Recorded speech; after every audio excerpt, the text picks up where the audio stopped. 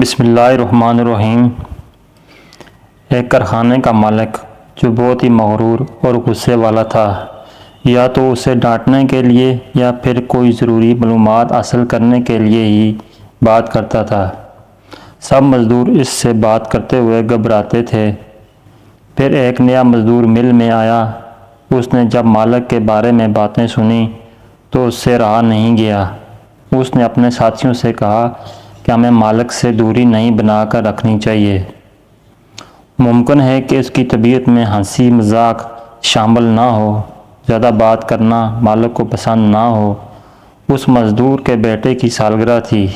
اس مزدور نے اپنے بیٹے کی سالگرہ پر اپنے مالک کو بھی انوائٹ کیا، مگر مالک نہیں آیا۔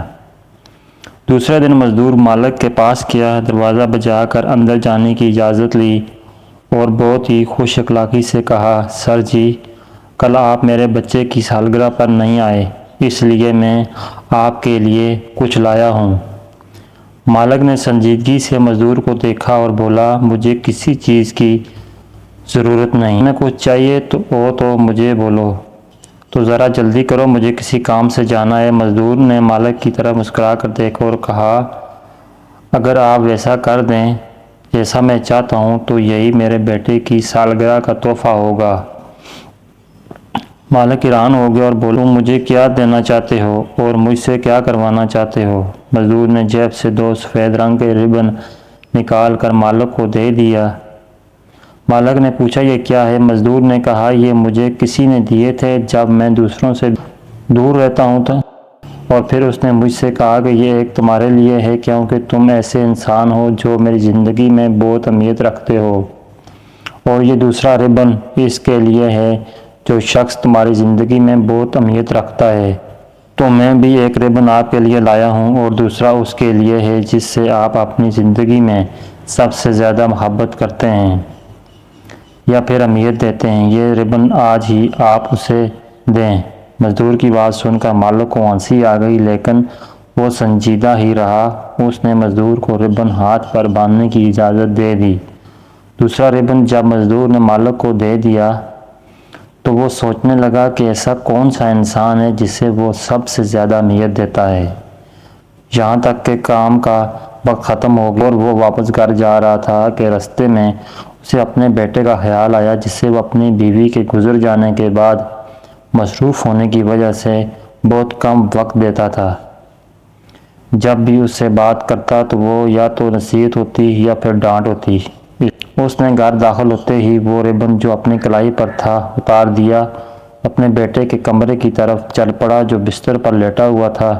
باپ نے دروازے پر دستک دے کر اندر آنے کی اجازت لی۔ لڑکے نے دروازہ کھولا۔ اسے شدید حیرت ہوئی کہ اس کے والد صاحب نے اسے بلانے کی بجائے خود کمرے میں آنے کی زحمت کیوں کی۔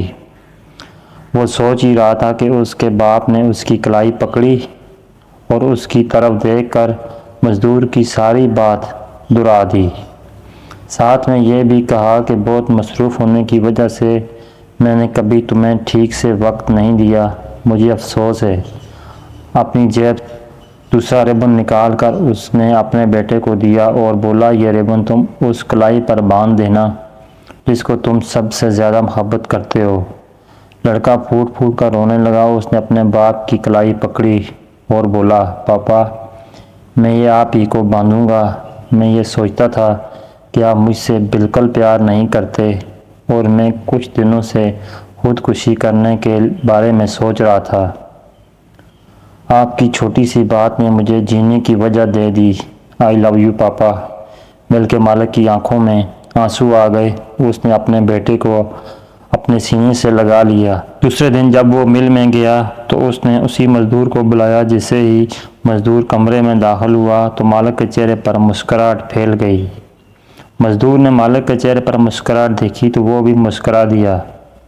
مالک نے اس مزدور سے پوچھا، جو تم نے مجھے ربن دیا؟ مزدور نے مالک کی طرف دیکھا اور کہنے لگا، صاحب جی، میں نے ایک کتاب میں پڑھا تھا، پھر جب میں نے آپ کے چہرے کی سختی دیکھی تو سمجھ گیا کہ سالوں سے آپ نے کسی سے محبت کا اظہار نہیں کیا، نہ آپ سے کسی نے اظہار کیا ہے۔ محبت کا اظہار انتہائی ضروری ہے۔ ایک عورت کہنے لگی، خدا کی قسم ہم ایک سانس نہ لے سکیں اس ماحول میں۔ یہاں مرد اپنی فیملی کے لیے خود کو قربان کر دیتا ہے، جتنا شوہر کماتا ہے اس پر خوش رہو، پیسہ ہی سب کچھ نہیں ہوتا۔ ایک بزرگ کہنے لگے، نیک عورت اور بے تحاشا دولت صرف 3 چیزوں سے ملتی ہے۔ نمبر 1 محنت کرنے سے، نمبر 2 اللہ کی عبادت کرنے سے، نمبر 3 نظر جھکا کر چلنے سے۔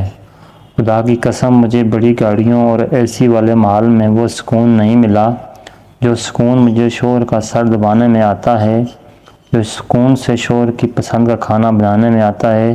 ویڈیو اچھی لگی تو لائک کر دینا، چینل کو سبسکرائب کرنا نہ بھولیے گا۔ جزاکم اللہ خیر۔